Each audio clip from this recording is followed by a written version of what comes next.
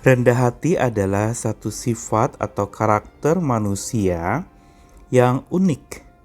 Ketika seorang merasa diri dan mengakui diri di hadapan umum bahwa dia rendah hati, sesungguhnya dia sedang tidak rendah hati karena dia memegahkan diri di hadapan orang lain.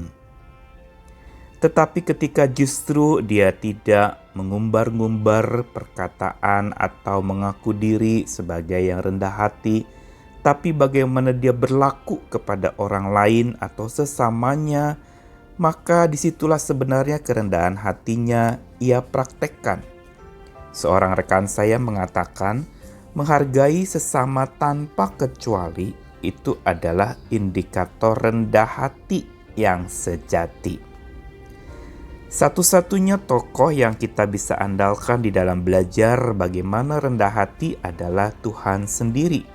Karena bagaimana dia berlaku rendah hati di dalam mengasihi dan melayani umatnya, mengasihi dan melayani manusia, kita semua. Marilah kita belajar bagaimana rendah hati yang Tuhan Yesus ajarkan. Saya Nikolas Kurniawan menemani di dalam sabdanya Lukas 18 ayat 9 sampai 14. Dan kepada beberapa orang yang menganggap dirinya benar dan memandang rendah semua orang lain, Yesus mengatakan perumpamaan ini.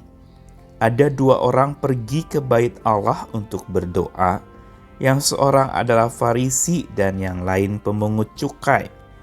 Orang Farisi itu berdiri dan berdoa dalam hatinya begini, "Ya Allah, aku mengucap syukur kepadamu karena aku tidak sama seperti semua orang lain, bukan perampok, bukan orang lalim, bukan pezina, dan bukan juga seperti pemungut cukai ini. Aku berpuasa 2 kali seminggu, aku memberikan 1/10 dari segala penghasilanku." Tetapi pemungut cukai itu berdiri jauh-jauh, bahkan ia tidak berani menengadah ke langit, melainkan ia memukul diri dan berkata, "Ya Allah, kasihanilah aku orang berdosa ini." Aku berkata kepadamu, orang ini pulang ke rumahnya sebagai orang yang dibenarkan Allah dan orang lain itu tidak. Sebab barang siapa meninggikan diri, ia akan direndahkan. Dan barang siapa merendahkan diri, ia akan ditinggikan. Kerendahan hati seseorang memang bisa diuji lewat ketika dia menghadapi masalah pelik dalam hidupnya. Atau ketika dia menghadapi konflik yang berat yang melanda dirinya. Disitulah kerendahan hati diuji. Tapi bukan lewat itu saja, kerendahan hati juga justru lebih tampak di dalam kisah kita hari ini lewat bagaimana perlakuan seseorang kepada sesamanya, yaitu bagaimana dia memperlakukan orang lain. Bacaan hari ini di dalam Lukas 18, Yesus tujukan jelas sekali kepada orang yang menganggap dirinya benar dan memandang rendah semua orang lain. Ini yang sering dilakukan oleh justru orang-orang beragama zaman Yesus hidup, yang di dalam kegiatan keagamaan mereka menjadi arogan. Mereka bukan memandang Tuhan yang maha tinggi, tapi mereka memandang diri mereka yang justru tinggi, bahkan lebih tinggi dari orang lain. Karenanya mereka menjadi merendahkan orang-orang lain. Apalagi orang yang tidak dalam kelompok mereka kategorikan sebagai orang berdosa. Mereka kategorikan sebagai orang sesat. Bahkan mereka harus menerima hukuman dari Tuhan.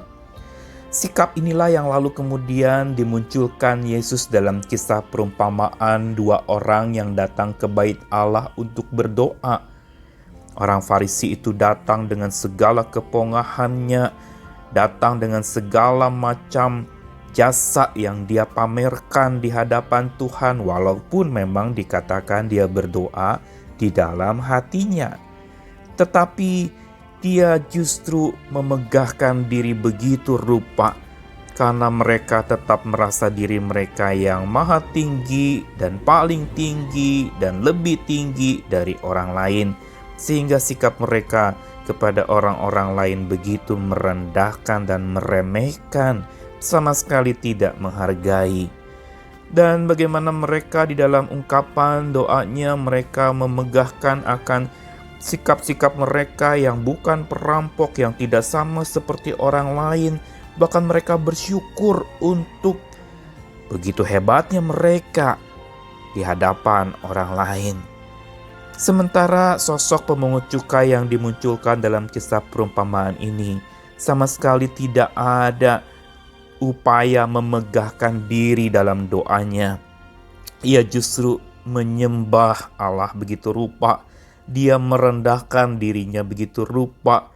Dan dia memukul-mukul dirinya melambangkan sebagai bentuk penyesalan dan pengakuan dosa di hadapan Tuhan. Sambil dia berkata, "Ya Allah, kasihanilah aku orang berdosa ini." Sikap inilah yang lalu kemudian Yesus malah mengatakan orang inilah, sang pemungut cukai inilah yang pulang ke rumahnya sebagai orang yang dibenarkan dan orang lain tidak. Mengapa Yesus berkata demikian? Karena justru sang pemungut cukai ini telah mempraktekkan satu bentuk kerendahan hati yang Tuhan ingin ajarkan, yaitu orang yang rendah hati adalah orang yang senantiasa merendahkan diri di hadapan Tuhan dan sama sekali tidak memandang orang lain lebih rendah dari dirinya, menghargai sesama, menghargai orang lain. Dan orang-orang inilah yang justru Yesus katakan akan dibenarkan oleh Allah. Dan bahkan ditutup oleh Yesus dengan mengatakan barang siapa meninggikan diri, ia akan direndahkan, tapi yang merendahkan diri akan ditinggikan. Inilah pelajaran kerendahan hati yang Yesus ingin kita praktekkan pula hari ini, yaitu bagaimana kita mempraktekkan kerendahan hati itu dalam hubungan dengan sesama kita. Sambil hati yang selalu rajin merendahkan diri di hadapan Tuhan, marilah kita juga memiliki mata yang penuh kerendahan hati itu terhadap sesama kita. Tidak memandang mereka rendah atau remeh.